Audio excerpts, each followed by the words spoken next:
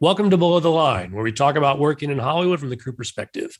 My name is Skid. I'm a former assistant director and your host. Today, we're discussing LA Confidential, the 1997 film adaptation of the James Ellroy novel about police and crime in 1950s Los Angeles. The film was directed by Curtis Hanson and stars Kevin Spacey, Russell Crowe, and Guy Pearce. At Rotten Tomatoes, the average tomato meter score is 99%, and the critics' consensus reads, taut pacing, brilliantly dense writing, and Oscar-worthy acting combined to produce a smart, popcorn-friendly thrill ride. My guests today were on the AD team. Jim Goldthwait, you're a 30-year film veteran, currently working as a first AD. You were the key second on LA Confidential. Welcome to Below the Line. Thank you. Good to be here. Heather Kritzer, you've also been working in the industry for just about 30 years now, and you're currently working as a unit production manager. You were the second AD. Welcome. Thank you very much. Excited. And finally, Kevin Koster, 26 years in the biz. That makes you the junior of this group. Currently working as a first AD. You were the DGA trainee on this team. Thanks for being here. Thanks for having me. Listeners, if you haven't seen LA Confidential, well, it's a great film and you should rectify that right away. Our conversation today is likely to reveal some key plot points, so consider this your spoiler warning. We'll give you a few minutes to consider your options by starting with some origin stories. Let's do this in chronological order. Jim, you were the key second AD. Tell us how you became involved with the project. Well, I was invited by the first AD, Drew Rosenberg, and this was actually my first big studio film. I came up in the independent world. Back in the day, we called them low-budget features. And then Drew and I had worked on a project, and she asked me to do this. And luckily for me, it was also the same year I was getting married. So we worked out a plan to give me a week off in the middle of production. And it happened that when they were casting, there was a couple of big name stars that they were trying to get. So we ended up pushing a couple weeks and worked out that the last week of prep was my wedding and honeymoon. And then I came back and started day one right out of the gates. Wow. Heather, when did you come on board? I came on probably just a little after Jim, and was invited by Jim. Actually, we had both just finished a film with Drew Rosenberg called Star Kid. So we came off of that and into this project. So I was there for a lot of prep, which you don't normally get, obviously, as a second these days. They kind of skipped that, but I did get significant prep because we were doing a lot of fittings with the background. Everything was period costume. So there was a lot of stuff to do. Well, and certainly helpful. It sounds like if Jim was going to miss a week of that prep, that you were there and had some more time on the ground before he disappeared. Yeah, it's vague memory. I remember the wedding. I don't remember Jim being gone. Now, Kevin, you're the DGA trainee. You don't usually get prep on these things. Did you start with filming, or did you get in a little bit as far as before this thing was up in the air? I was in a week before filming started, and I was assigned to it, so they had no choice. But I had just worked with Jim on Murder One about a month or so earlier. Jim had been on the show and came off that show to start prepping on LA Confidential. So I came in and it was just about finished with the prep. Heather, you may correct me on this. Was it Star Kid called The Wizard of Waverly Place or something like that? It wasn't retitled till later. Much later. And they actually went on strike during the middle of that film. So we were had a constant parade of crew coming in. It's very dramatic. That'll be a podcast for another time. Yeah. Here on LA Confidential, what kind of schedule were you guys looking at for this movie? It was scheduled for 65 days, to the best of my recollection. And when we passed the 65th day, every day, no one knew when we were going to end. And we just kept scheduling work. And it was finally we were on day 79 of 65 and day 80 of 65. It was quite an experience.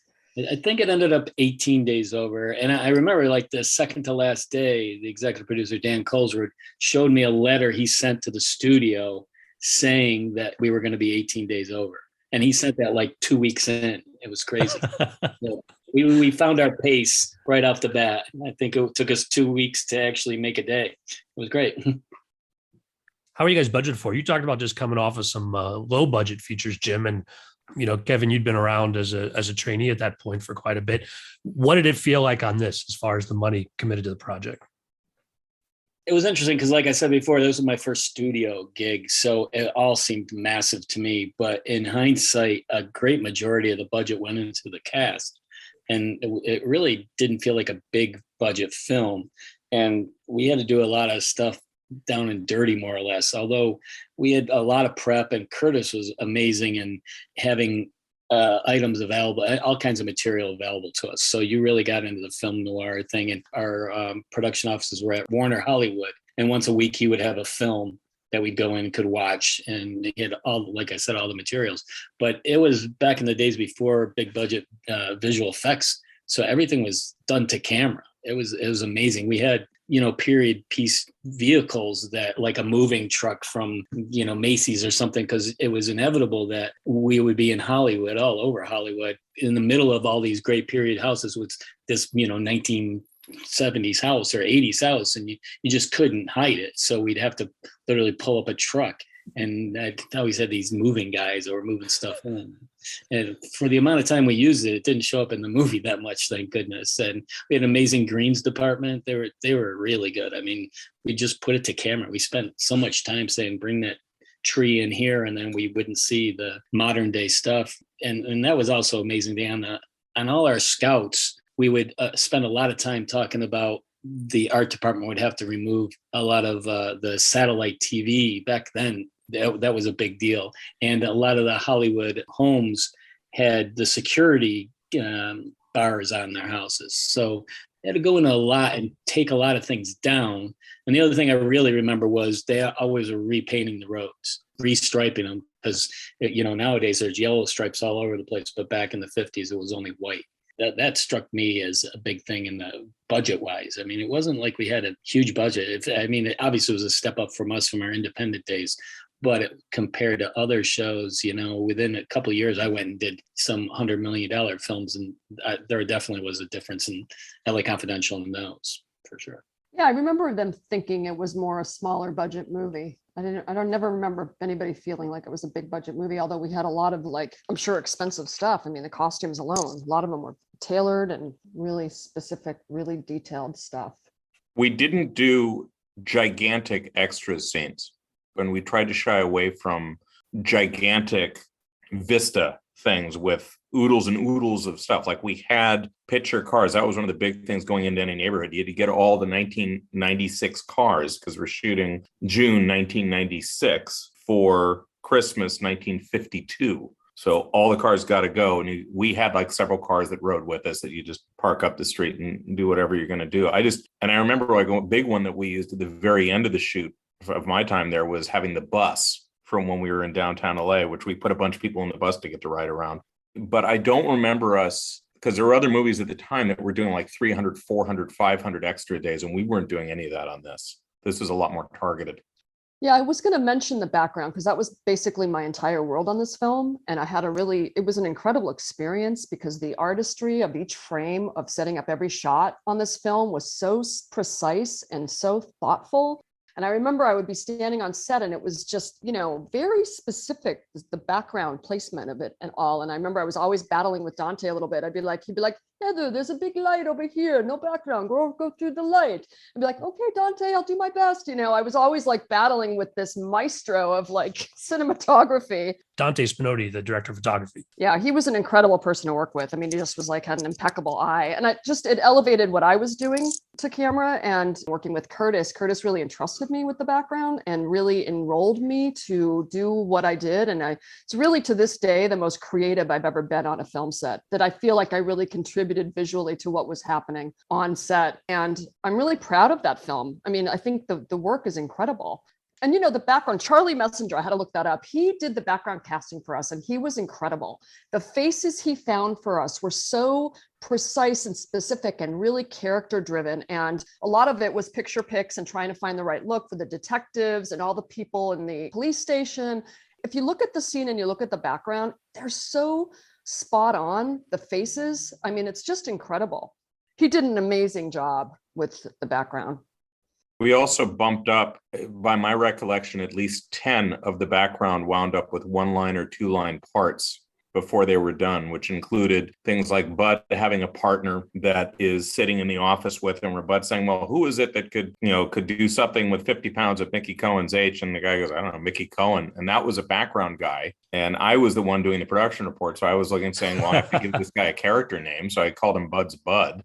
Or Kevin Spacey calling up the fleur-de-lis number. As scripted, it was supposed to all be on the phone. He calls the one number and they hang up, and then you get the reverse directory operator on the phone. And Curtis decided, as I recalled on the set, that he didn't want to have both the voices on the phone. So Ginger Slaughter, who was a background artist working as a secretary in the secretary pool at the police station area, she was read for it and went ahead and delivered the lines on camera. So you wound up with a person speaking on camera who was out of the background pool. You know, when we were in the police station, I was thinking about this too, because we did that scene where we were doing the observation. They were watching the interrogations, and we had like 12 detectives that were in that room. We shot that for like 2 or 3 days, didn't we, Jim? I knew we were in trouble when Dante said, "Bring me my paints." And he started painting lines on the light bulb so it would go put a little shadow on the guy's being interrogated face. But yeah, it was incredible. Yeah, that was like 3 days with the specific group, and every little nuance of movement was so specifically choreographed. And I remember standing right by camera and watching these guys and giving them the really subtle direction, because it had to be so precise. And it wasn't like these days, like somebody wouldn't show up. Like these people showed up for their calls. They were really on their game. And also, yeah, like we were never really rushed.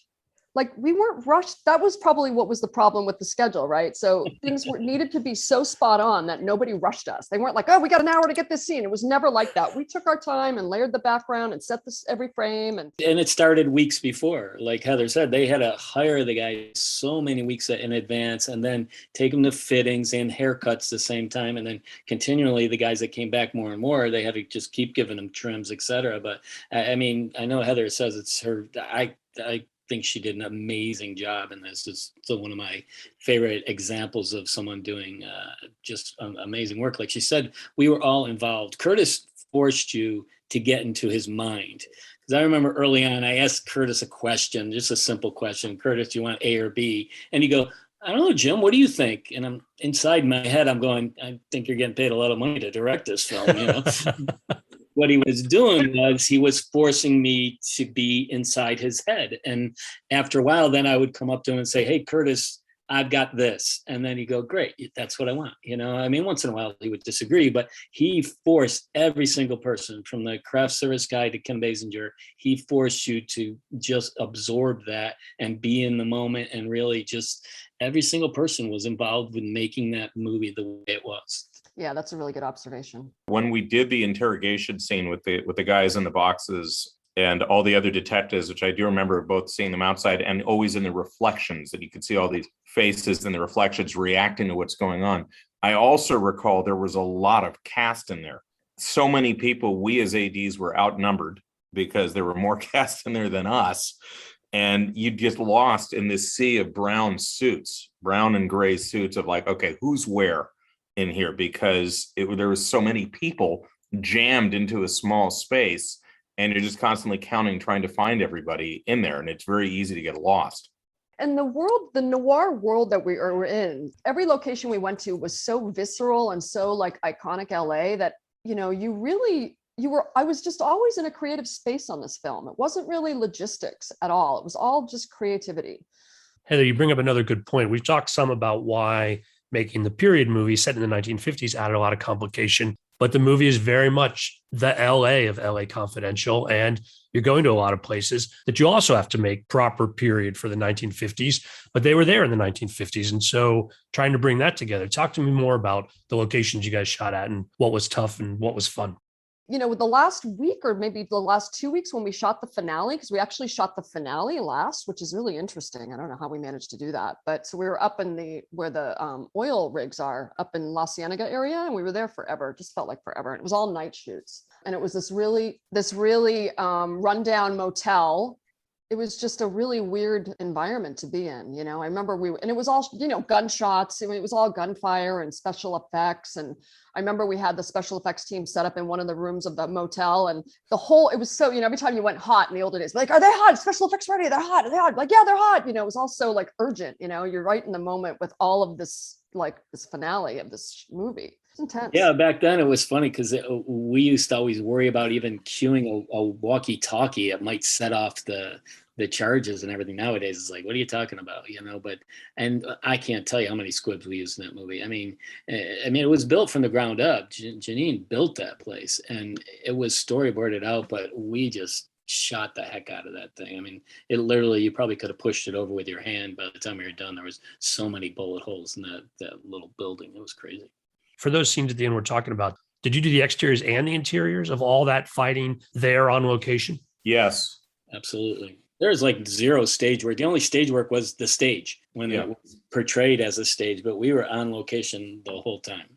The only time we went to a backlot, as Jim is mentioning, was at Warner Hollywood. We took over one stage, and that was the Badge of Honor stage. And we shot the Badge of Honor stuff on there, and we shot Christmas party and fundraiser party in there. And we were only there 2, maybe 3 days. And while we were there, as I recall, Mars Attacks, I think, had the other stages there, and they were the big show that was going. And we were the little scrappy show that was just getting to come by for a couple of days. The Victory Motel, as I recall, part of the thing was that, again, as Jim points out, we had to build it. It was at the Stocker oil fields, right in the middle of Hollywood, because those are real derricks and real things. I've filmed there since then. And we took that little area and put together this crappy little motel, which is actually a lift from the very beginning of the book of a completely different idea. And we made it the climax of the movie. While the company was shooting all-nighters there, I had already moved on to JAG at that point. I came back for a sort of a wrap dinner that was held around midnight, as I recall. And Russell had his band, 30-odd foot of grunts, playing for the crew. He brought in all this food from Australia. He flew in like Marmite and all this stuff that nobody could eat. Everybody was like, I mean, you felt bad, but it was because he had like this whole spread and everybody's like, oh God. Yeah, Russell was interesting. That was his first major role, right? And he was a total method actor, very, very intense. I mean, incredibly well cast. I mean, just spot on casting, I think, with him. But I remember a lot of times I was always at like the number one, right? Giving him a cue. I was always standing by with me and the costume guy whose name was Barry or somebody, but he was all, was it Barry? It was Barry. Yeah, he was so good. This costumer was so good at his job. But him and I were always at number one with Russell. And we'd always be like a few feet behind him, just standing there. You didn't want to get in his eye line. You didn't want to screw him up. You didn't want to do anything. And you'd be like, okay, ready, action, It's always just like pins and needles every time you had to cue Russell. And what about the other guys? I'm not sure I recall where Kevin Spacey or Guy Pearce were and their career trajectories at that point. Kevin had just won an Academy Award literally 2 months before we started shooting. He could literally have walked in holding his Oscar from The Usual Suspects, which I've argued was also for Seven, because those movies had both come out in 95. So early 96, he gets his first Oscar. He had another one in 99. As far as Guy Pearce was relatively unknown to anybody in the States. I believe Guy had been in Priscilla, Queen of the Desert. And Russell had been in a few things, but never as the lead. He'd been in a couple of things already, but this was the one that really helped push him up. Kim Basinger, on the other hand, this was her first movie back, if I'm remembering this all correctly, after she had a baby. And she was still with Alec Baldwin at that time, as I recall. So this is her rejoining movies. Jamie Cromwell, who we had as Dudley. This was when everybody was casting Jamie Cromwell, and he was great. Because while he was working with us, every other day when he wasn't with us, he would go down and work on the Star Trek movie. Guy Pearce was really sweet, really easy to work with, just a lovely guy, very humble. Yeah, I worked with him again just like 4 or 5 years ago. And it was a day before was the last time we saw each other. It was just, hey, how are you? What's going on? And it was kind of sad because he had just visited Curtis like a couple weeks before we did this project, and Curtis was in his final stages, and so it was really sad. Like, he didn't really recognize Guy when he went and visited him. So it was pretty sad, but true professional. Came ready to go to work, all there, great attitude, funny, nice, good, would work with him any day of the week. One I remember the most fondly, actually, out of the cast was David Strathairn, who played Pierce Patchett. I remember him showing up for his haircut, and he had hair that was way down, to his collar and everything else. And we took care of that in a second. And then the first day we shot with him, which I believe was at the Frank Lloyd Wright house that we had, the Patchett house, I think was where he worked first. Wow, that house was amazing. But what I remember was at the end of the day, I was ready to sign him out, as you do as a trainee in base camp. And he said, I'm not done yet. And he took his clothes and he put them on the hanger. First of all, he asked me where the costume trailer was. Then he walked into the costume trailer, found the area that was for Pierce Patchett, and he hung up his clothing. And then he turned to me and said, okay, now I'm done. Never had that happen before in my life. Well, with that costume designer, Ruth Meyer, she was a spitfire, but incredibly talented. But I remember there was one story that came to mind where the first day Danny DeVito worked on set, we had to bring everybody up and get them approved and make sure she looked at them at base camp before they were walked to set and this whole, thing. And for some reason I don't know what happened, but Danny DeVito got to set before Ruth laid eyes on him. And she went up to set and just went off. She complained to anybody she could talk to. She went to the producer, she went to the production manager, and I was standing there just to Jim. And I remember watching this whole thing and I was just like, oh my God, we're going to be fired. And I went up to the producer afterwards and went, are we getting fired? And he's like, no. I'm like, oh, thank God.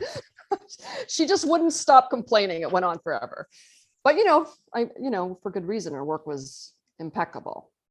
She had that happen earlier when we did the Bidwell house, which was a 5.5 corner house area for the boxer that Exley and Vincennes go to talk to, who tells them where the other three guys are. Well, that guy's just bad, so I'll tell you about him. That day, that guy went to the set, bypassed the whole line of what Ruth wanted to do, and Ruth went absolutely ballistic. Now, we learned anytime anybody came in, do the lineup for Ruth so she can check everything and make sure that's what she wanted to present to Curtis before, the actor playing Bidwell just walks up to Curtis, so that blows that idea immediately.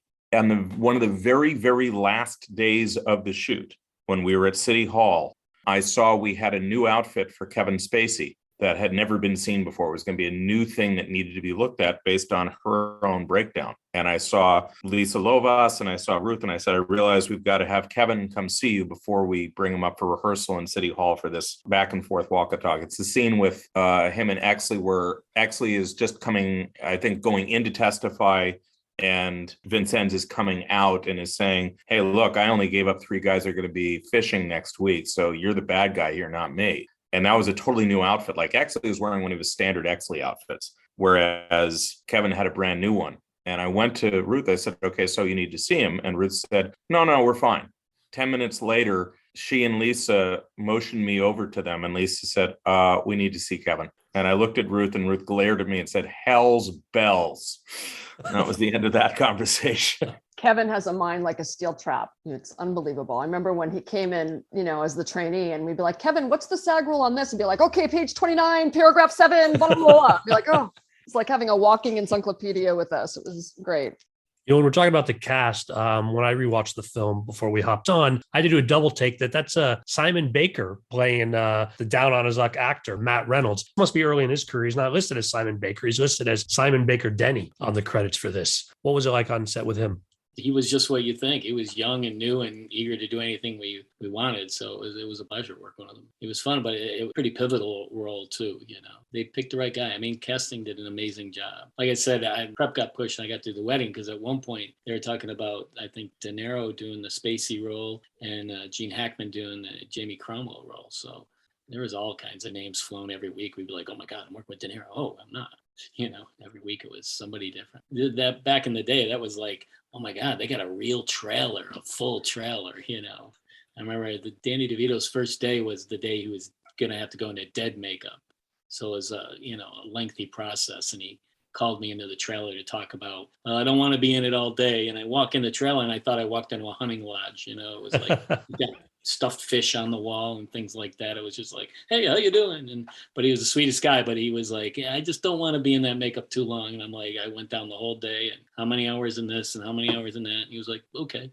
He had just directed something, I think Matilda at the time. That was one of the weird things. A lot of the actors had also been directing within the past year. So that was another dynamic. I think that Curtis was well aware that they were directors also. And I think that you could see on the days that, like Danny's first day was a big day for Curtis. He was really like, we got to make this smooth and go. And it turned out great. We killed him. It was good. He died. I remember Kevin Spacey was frustrated with Curtis's process. He was always like, he's not really giving me any notes, not giving me any notes. And I kept thinking, it's because you were perfectly cast, Kevin. He didn't need to give you any notes. You were that guy, that Mr. Hollywood. We also had, and this is again part of the nature of the way the show is scheduled and built, we only had limited windows in which we could have, for example, Danny DeVito was only to be there, I think, for 8 days, maybe. Out of the whole thing, we had to target out what days you can have Danny because he's only in that pod of the movie. Kim Basinger, similarly, only in specific areas, really her house and 2 or 3 other places where she's targeted to be. And that's it. So there were various places where you could get people. And I remember one of the things that was effective, but it became almost a really minor role in the movie, was Mickey Cohen. And I remember hearing different names. I think at one point I heard the name David Suchet was being mentioned for him. And then we lost the window. So we went to somebody else and we went to somebody else. And we wound up with Paul Guilfoyle, who's a very good actor, and he wound up doing it. But that part was originally bigger. There were more scenes that were scheduled with him. But then it kind of got winnowed down and winnowed down and winnowed down and winnowed down. I was going to ask Heather, you would remember this. I know there's a scene scripted of Mickey Cohen in jail having a scene where Johnny Stompanato comes to visit him. My recollection is we never shot it, that at some point it was decided this is superfluous and we don't need to shoot it. Or did we shoot it and I'm wrong? I just don't remember ever shooting that. Well, I do remember being in a jail cell downtown, and there's a picture of me with Curtis and Jeff Amata. I actually have a still photo of us standing there at the jail cell, but I don't remember beyond that. I mean, we shot the cell area for when we did Bloody Christmas. That was in Venice. Yeah, maybe that's what it was. And that was just horrible. I mean, that was a brutal night because that was unpleasant for everybody having to do it. I mean, that's a horrible, horrible scene. I don't mean in terms of us making it horrible. It's a terrible situation when you have all these people having to play that. But it was just ugly, of just the brutality of that scene. And that's a real thing that happened. That 2 LAPD cops got into a fight with a bunch of what they thought were underage drinkers at a bar. And then they were outnumbered. They got the crap beat out of them. And then the cops grabbed each one of those people at their homes, and things happened. And we did our version of it, which is right out of the book, which is it just turns into just, a riot inside the prison cell area. I want to go back to what we said earlier, that you didn't do really any stage work. There's a case where that surprised me. Like, it wouldn't have been much easier to build a prison somewhere rather than to go find cells where you could actually enact what's a very crowded and a lot of camera work in that scene. But you guys went and did that on location. So I think that was totally conscious. I think it was because Curtis wanted to be at the places. We were at the Formosa, we were at the Frolic Room, we went to the places. And I think that was just another way of the characters absorbing it and getting into the character so easily. It wasn't easy filming in the small quarters, but then that added to the tension of the, literally guys are hitting themselves and each other when they're beating on quote unquote bad guys. Curtis really, he really planned this out. I mean, he was amazing. I was always there on set like an hour before call, and the only other person there was Curtis. Every set I went to, he opened it up with me. And I had to go to the producers and say, the set dressers have to do their job and be gone an hour ahead of time. Otherwise, Curtis would be like, what's that truck doing here? And I'm like, well, Curtis, it's the set dressers putting the furniture in there. And he'd go, well, I got to look at this. I got to, he absorbed everything so much. It was fascinating and also a little stressful for me, because it's like, if that's not there, he would also go, don't you remember on the Scout, which literally could have been 5, 6, 7 weeks ago. And he'd say, don't you remember that there's supposed to be a cup over there or something really minute that he just had in his head. And luckily I took a lot of copious notes on the Scouts, and now they got me the night before, I'd pull out my notes and go, oh, make sure that's there. And not necessarily a simple thing that's written on the call sheet. Like nowadays, call sheets a lot more intricate than it was back in those days. We said what scene we were doing and some big things, but now, you write every little nuance on there. But he could remember everything. So we had to be prepared. And we also had to be prepared in case he changed his mind. We always had something in our back pocket in case Curtis said, oh, no, I want 5 more guys here. Oh, just so happens in Extras Holding, we got 5 more guys. He challenged us, and we had to be up for the challenge every day. He was, like I said, he was the first man in and last one out, and he was there the whole time, and he just forced you to get in his head and absorb the whole genre and the script front to back. I'll note that while, again, we were shooting everything on location, there was one major location that we shot a lot of the movie at, which we kind of used as a stage, which was the Pacific Electric building in downtown Los Angeles. And that was the central kind of hub for us for a lot of what we did, partially because our producer, Dan Colesrud, had been shooting at that building for a year and a half earlier, and knew that how versatile the area was and how central it would be if you're shooting stuff in downtown. So anything that's squad room, mayor's office, district attorney's office, interrogation rooms, coroner's area, hallways with stairs, anything like that, we shot at the Pacific Electric building. And the Night Owl Cafe, as I recall, was literally just downstairs and just down the block from the same building. So your base camp and everything, you're in one place, really right there. The records room, all that stuff. So all those wood paneled offices were out of that one building. And we would convert areas and shoot them. As I recall, I think we shot some of them multiple times with different dressing and different ideas in them. And I think you can tell, especially it had those great arched windows. So whenever you saw that in an office, you knew we were at the PG&E. There's one location I do want to bring up just because it was possibly the most memorable night of the entire shoot for me. And we had to create half of it, which is up at Gramercy above Hollywood Boulevard. We had a scene that was to be an all-nighter shoot of the Hollywood pot bust with a movie premiere going on in the background down on Hollywood Boulevard. And this is a scene early on where Kevin Spacey, where basically Jack Vincent and Sid Hudgens' assistant, who was out of our art department. And we listed him as Clip, but Danny always called him Chip. When we were shooting the scene, they go over and sneak over to this house where Simon Baker, Denny, and his girlfriend for the night are about to smoke pot and do whatever else. And then they get busted by Kevin Spacey and we ruin Simon's career. That big deal was designed to be you're looking down Hollywood Boulevard at a movie premiere. But the thing is, the building down there wasn't a movie theater. We turned it into one. It was an abandoned bank that was, I think it had been a home savings and loan or something. And we took the area and turned it into a When Worlds Collide movie premiere. And the idea had been before we got to the shoot, it was supposed to be, I think it was supposed to be 5 p.m. call, and we were supposed to be done by 6 a.m. with taillights by 9. And the idea was the camera will be on the sidewalk, and we have one lane closure down in Hollywood to be able to show the movie premiere with the limos and the background and everything Heather had set up that was about, half a mile down the street so you could see all of it. Now that's what the plan was. Now you get to the actual night where you're going to shoot the darn thing.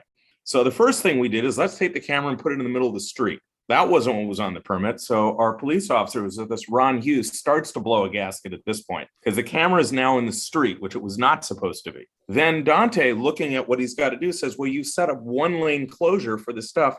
Where are we putting my lights that have to light the whole front of it? So I need another lane. So my lights, where do the lights go? Yeah. And so now Ron is going, because now we've closed 2 lanes on Hollywood Boulevard on a Friday night. In the middle of the summer when people are going to the movies, but not there. So result is we're making a giant mess. And we kept shooting and shooting and shooting. And finally we get to going in the house and we're moving inside the house at about 5:30 in the morning as the sun's coming up. We're still not done. And we shot till 9 a.m. as I recall. And it took till 11 or noon to wrap out of there. And I remember somewhere as the house is now being tented in because the sun has come up, I remember that's when we began handing the Egg McMuffins out on set. And Linda, who was firsting in there, was saying, I want food. I'm hungry. And I'm trying to get food for her. That was when I walked into a tree while we were in the middle of everything else. I remember that very well. I remember staging all of that down there. And I think I kept saying, do they see it? Do they see it? Because I set up this whole thing and I was way down the end of the street. So I didn't know what was going on at camera that night. But it's like, do they see the premiere? Can they? You look at it in the movie and it's dead on. Yeah. I had a totally different memory. At 8 o'clock, I called my wife to say, hey, we're still filming. I don't want you to think I'm dead in a thing. And Kevin was behind me. And he said, yeah, Jim, tell your wife that you're going to do my close-up now at 8 a.m. And I just deadpan said, oh, yeah. And by the way, honey, we're doing Kevin's close-up right now. It just wouldn't let him win. It was like, it wasn't my idea. I was the second AD, Kevin, I'm surprised you have so many vivid memories of the actual set, because I remember you were running base camp. So I think it's great that you had so much involvement up there. I didn't really, but that was one where the base camp was close to it, like the Wilcox place when we were at the Bracken house. Base camp was down the street. So I would come up when I could. And I would come up when I could at Pacific Electric. You're absolutely right. Most of what I did, my memories are mostly at a base camp, but I do remember a night like that. And I do remember, there were little things like when we did the Night Owl and we had to put all the dead people in the back. One of them is Graham Beckel, who plays Stensland. And I had read the book And I like by the way, Graham Beckel's another really good actor that we had in there, and he was in and out in a small role. And I went to see him at his trailer because, first of all, he didn't have much to do in the movie. And I brought the book with me, and I asked him to read a couple of the letters Stensland writes from jail, because in the book, Stensland doesn't die in the Night Owl. Stensland just loses his career. Instead of being a thug with a badge, he just becomes a thug, and he winds up getting the gas chamber. And there are letters he writes to Bud White saying, "Bud, I regret the things I did in my life." And I went there and I asked Graham if he would read me those letters in character, which he did. And then I brought him in and we put his body on the floor and covered him in blood. Interesting, like, because that was one of those iconic locations that was really tiny, really, really small. And the bathroom where we had to put all the dead bodies was all the way through the diner to the back. So it was just this constant, like, everybody trying to vie for their real estate to try to get in to do their job. The special effects makeup people, special effects, the blood had to be poured on the ground. People had to be laid down carefully. And, you get 65, 70 people trying to get in and out of there, trying to get, what they need on camera. It's intense. There's a couple of things you guys have noted. One, that Curtis Hanson, very concerned about the detail. Also, that you didn't feel rushed. And that sounds like with the schedule extensions. But that's got to run contrary to this idea that you only had certain actors and some big name actors for very small windows of time. And so was it a sense that the schedule was constantly shifting and some sort of chaos around getting it done? Or did it feel more deliberate to all of you? I felt the pressure every time we had these schedule changes. It would be multi-layered. Who I first of all had to call casting, so they would talk to them a bit. Then it was also all these actors' assistants, etc. And just it was a labyrinth because Danny's he's in a spotting thing. I literally had a golf cart at Warner Hollywood where I drive Danny DeVito from our set over to the dubbing stage, where he'd have a spotting session and then drive him back, things like that. It was multi-layered, and Kevin was in post on Albino Alligator at the time. So it was literally a Jenga puzzle. So, but it wasn't like, I think Heather is right. It felt like the project was what everyone's goal, and everyone bought into it. So if we went over, then it was a little bit of, what day can we get all these people together again? And it was interesting, but it was, like I said, it was probably the toughest, the most challenging project I ever did, and the most rewarding all at the same time. Like I said, I was only in the union for like 2 or 3 films at that point. So just knowing, all those IA rules, etc. And Dan Koster, he would pressure me every night. Oh, what's the turnaround on the, a canary wrangler in Idaho? I don't know, Dan. He would just, it was crazy, but we survived. But it was the project came first, and it's one of the things I always tell people is that I came from the independent world, and every time you did a film, Heather can definitely understand it. They give you this script and they go, "This is a really good script." And it's the same script you read last week, but the guy's now Luigi, not Giovanni, or whatever, and they got killed a little different ways, but all those independent films are fairly much the same, And then when I read LA Confidential, I was like, finally, this is a really good script. And and from that point on, you just want to do everything you could to make it right. We all knew we had a special project there. If it wasn't for that darn little Titanic film, would have been the Academy Award winning film that year. We should have won. I want to recount. I will note that when we would go over, it wasn't usually so much of a scramble. Everything, it was more that certain things were pushing back. Other places were sort of locked where they were and had to be where they were. Like, I think when we went to City Hall, that wound up being a lock. Like, this is when you're going to have to do it. But Kevin Spacey, for example, was supposed to be finished by a certain point. I think we went over by 2 weeks on him, of when not him working all that time, but that his end date was later. And that all that did, I remember asking Dan Koster, well, what does this mean? He said, it means Kevin makes some more money. That's what this means, because there's a penalty clause and you got to pay that. By the way, I wanted to mention one other thing, that when we were in the first part, the only part of prep I was there for, right before we put out the schedule, Drew the first and Dan, the producer, asked all of us, just look through the schedule again to see if you see any typos or anything else before we put this thing out. And it's the one contribution I got to make was that one, which is I looked at it and I saw that City Hall was filming before we went to Lynn Bracken's house.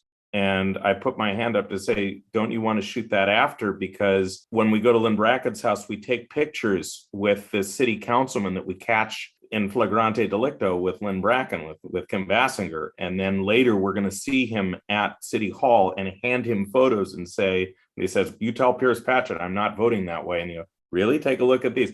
And I asked, well, you could do that with inserts, but do you want to be able to hold the photos and go up to the guy's face and show that you're there?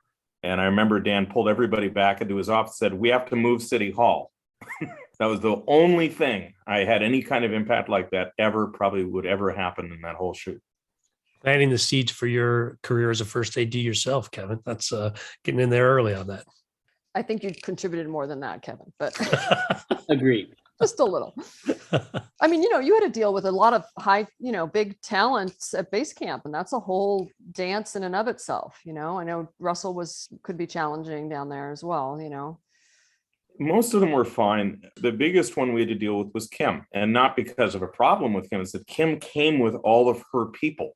She had her makeup people, her hair people, her own trailer where we had to bring in these, I don't know how expensive this was, these Italian, the globes you put over somebody's, it's like that was all part of this creation of her character. And it was a big deal to create that character every day. I feel like the first day she was on set, I don't know if it was the first day we were at that apartment, she did the scene where Bud comes to the door and they have that. I feel like that was the first day she was on set. And I remember we were lit, we waited. I mean, took her like a half a day to go through the works to get the look perfect and the hair perfect. It was literally all of us standing around like, wow, another 3 hours. I mean, it was incredible that we did that. Yeah, when I called in the lunch report that day, they said, when was the first shot? And then I said, I'll call you when we get it. We didn't get it for lunch. No, it was a production. Also, we had to deal with the fact that every paparazzi that was chasing us, that's who they wanted. They wanted Kim Basinger. And so we had to deal with the fact that getting her in that look without having that leak to, the National Enquirer, Star, or whatever else, you had to be careful how you get her in and out, because you can't just walk her down Hollywood Boulevard and put her in the set. The second you do that, it's going to be all over the place. And we've just given away one of the main looks of the movie before anyone can see it. Back to the fact that we should have won that year. So, for the DGA Awards ceremony, I think we were table 2, right? So Titanic was table 1, we were table 2. And I remember I wasn't even invited because they didn't used to let the second seconds come to those award shows. And Curtis went and said, she's coming, and insisted that I come. I mean, I was really grateful that he included me. No, they let me come too. I remember that. And I remember that Curtis was there. We were there. Lisa Grundy was there, Curtis's assistant at the time. There's another person, by the way, I wanted to mention in this, who was also a big part of a lot of what we did, Jeff Imada, who was the stunt guy who arranged a lot of these shootouts and all these people that came in to do these bits like the Bloody Christmas Riot. But the one in particular I'm thinking of is we had to do this big shootout in this second story walk up for the Navarrete place. That was, we shot it partially day for night and partially night for night, of the 3 guys who we interrogated in the room, and now they've escaped, and now Exley and Carlisle go running in, and it's a giant shotgun battle. And then Exley chases the one guy down to the elevator and shoots him in the elevator. And I remember Imada had set it up.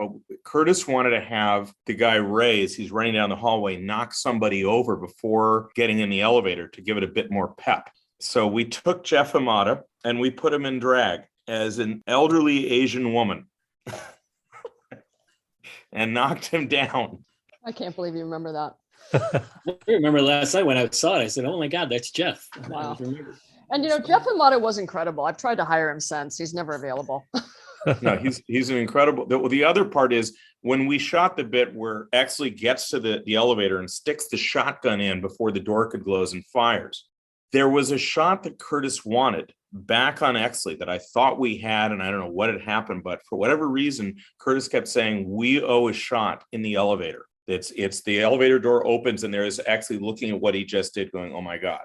That was shot at the Victory Motel at the end of the shoot, where they put an elevator door in and a back wall and had Guy Pearce take the same pose that he took before so that Curtis could get that close-up shot of the elevator door opening back up and seeing his face. And it was shot all the way down to the tail end of the schedule, 3 months after the time we shot the first part of the sequence. Kevin, you just amaze me.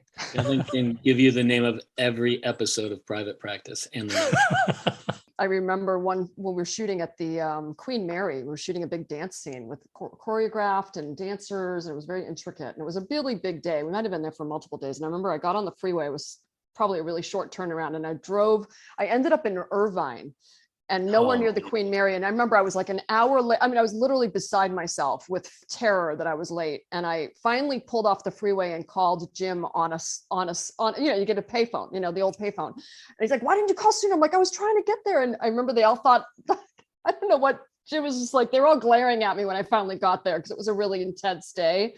But I literally have never been so panicked in my entire life that I was in Irvine and I had to be in Longview, wherever. I wanted to add most of what is in the script actually wound up in the movie. Some of it we condensed. There were certain scenes that were 2 scenes and we punched them down into 1. But there are 2, what I consider to be major scenes. We shot them. They do exist somewhere on the cutting room floor. They were never included on any DVD as a deleted scene or any Blu-ray or anything. And since Curtis is no longer with us, it is unlikely anybody will ever find these scenes. You will find them in the script, and we did shoot them. Unlike the bit of Mickey Cohen in jail, these other 2, one was after Exley makes it with Lynn Bracken, and Danny DeVito is taking pictures behind the glass. There was a second scene of them sitting on the floor half-dressed, having a nice character moment with each other. And then we cut to behind the glass, Danny DeVito going, I mean, how long are you guys going to still be out there? I want to get out of here. And the other was after Jack Vincennes finds the dead body of Simon Baker Denny, Matt Reynolds, on the ground. This was like the really thankless part that Simon had to do, which is we gave him the throat slit makeup and he had to sit there like this for God knows how long on the floor of that motel. After that, Vincennes was supposed to go back to the party, to the fundraiser party, and confront Ellis Lowe, who he knew what had happened. And you see Ellis Lowe is there, but he's not wearing his tie. And he comes up and says, where's your tie? What happened? Did something get on your tie, meaning the blood when you killed this guy? And at the end of it, Lowe pulls his tie out of his pocket and it's perfect. And says, I think you're about done, Vincennes. And Vincennes goes, God, I hope so. And he leaves. Both those scenes were shot. One of them with a lot of background from Heather. They've disappeared and have never been seen again. It's a bit of a surprise, right? I think Curtis Hanson is so precise, as you guys said, about what he wanted. And the fact that there are only 2 scenes that got shot and then ended up on the cutting room floor itself is atypical for a movie of this scale. There were 2 moments that we had where we had interesting visitors come in to see us who you wouldn't normally see come by.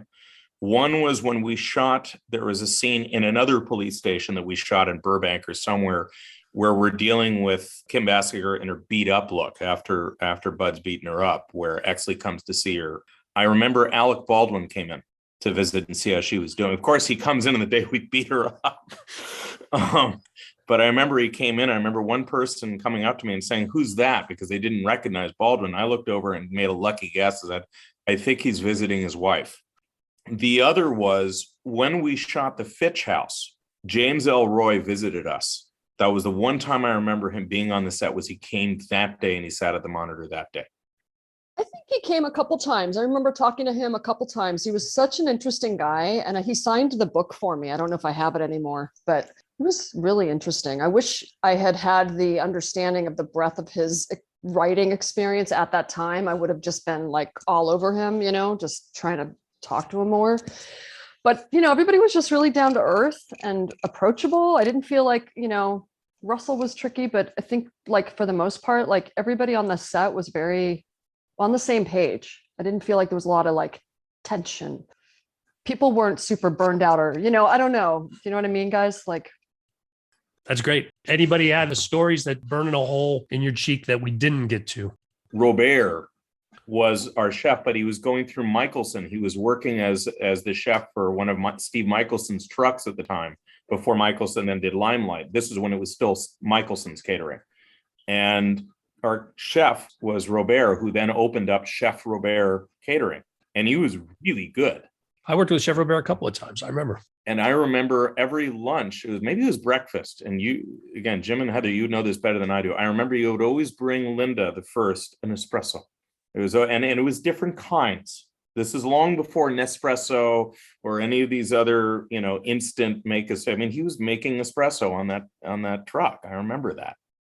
One of my major jobs was always talking to the fire marshal about Dante smoking on the set. It was my goal. He would go, Jim, go talk to this man. And I'd go talk to him and figure out a way that Dante got a special papal dispensation to smoke on the set. It was always, he was the nicest gentleman I've ever worked with. And Heather got to work with Dante again fairly recently, but I worked with him right after this on another film. And it was actually, I'd been firsting at the time. And because it was Dante, I agreed to be a second on a film just because he's such a dream to work with.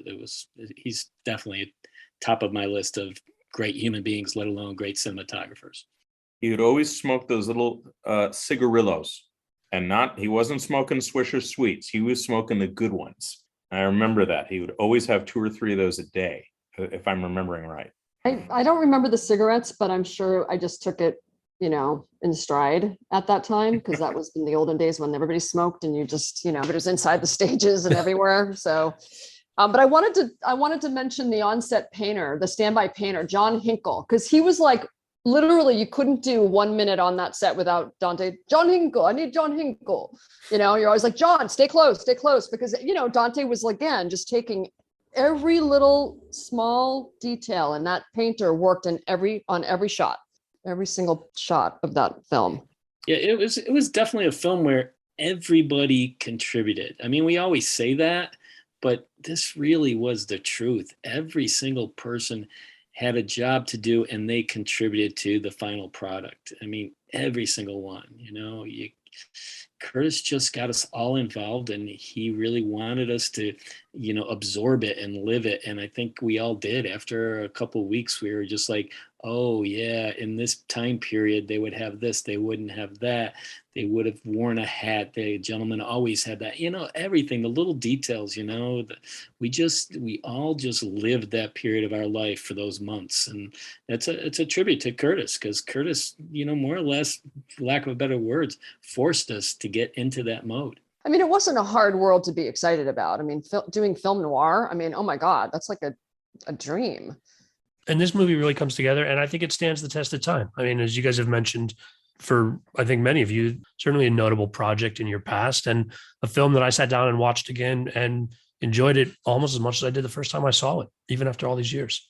It definitely holds up, as they say. Well, I have also really enjoyed hearing your stories from the set. I hope this is much fun for you guys with these trips down memory lane. Thanks so much for being on the show. Thank you. Thanks for having us. Thank you. And that's another episode done for season 9. If you're new to the podcast, I hope you'll check out the rest of our catalog. It's easy to peruse everything we've published at the website belowtheline.oneword.biz. That's B-I-Z. All episodes of the podcast are also now on IMDb, so you can cross-reference the film credits of my guests. Please subscribe wherever you get your podcasts and rate us if you like what you hear. If you've got questions or comments, you can send email to skid, S-K-I-D, at belowtheline.biz. If you're on Facebook, you can find photos and other behind-the-scenes materials at Podcast Below the Line. And finally, you can follow the podcast on Twitter and Instagram. It's at Pod Below the Line. Thanks to Curtis Five for our music and John Wan for our logo. The logo is available on t-shirts, mugs, and stickers at redbubble.com. Loyal listeners, you are much appreciated. If you're enjoying the season, tell your friends. We'll be back again next week.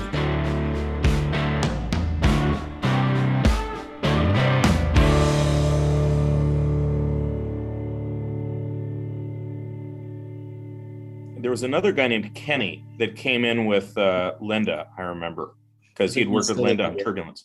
I think Kenny's still a PA. You're talking about Kenny Vasquez. That's not who you're talking about. Yes. Yeah. Yes. I know Kenny.